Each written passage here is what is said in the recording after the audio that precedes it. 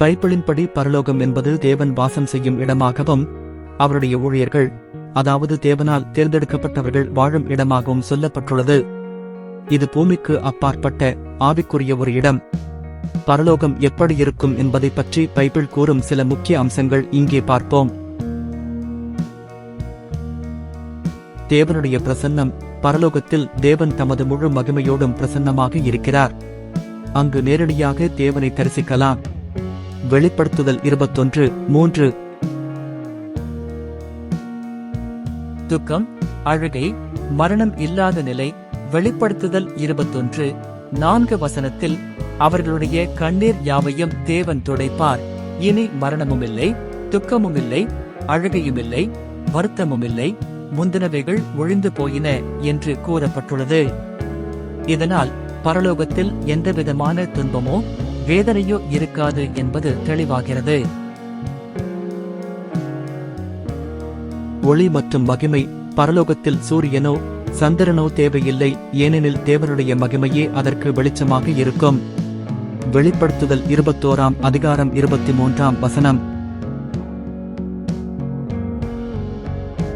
புதிய எருசலேம்.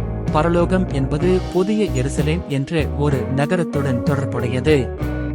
இது மிக அழகிய, விலையுயர்ந்த கற்களால் கட்டப்பட்ட ஒரு நகரமாக விவரிக்கப்பட்டுள்ளது.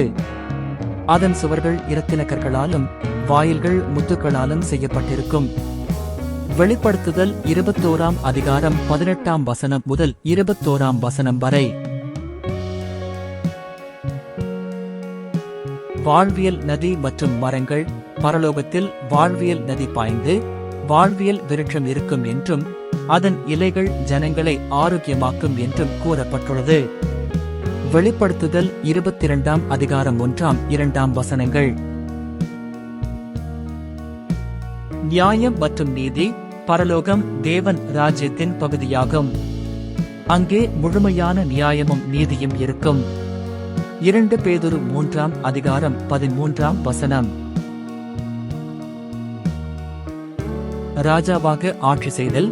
இயேசுவை விசுவாசிப்பவர்களில் தேர்ந்தெடுக்கப்பட்டவர்கள் இயேசுவோடு கூட 1000 வருடங்களுக்கு ராஜாக்களாகவும் குருமார்களாகவும் சேவை செய்வார்கள் என்று பைபிள் கூறுகிறது. வெளிப்படுத்துதல் 5:9-10. 20:6.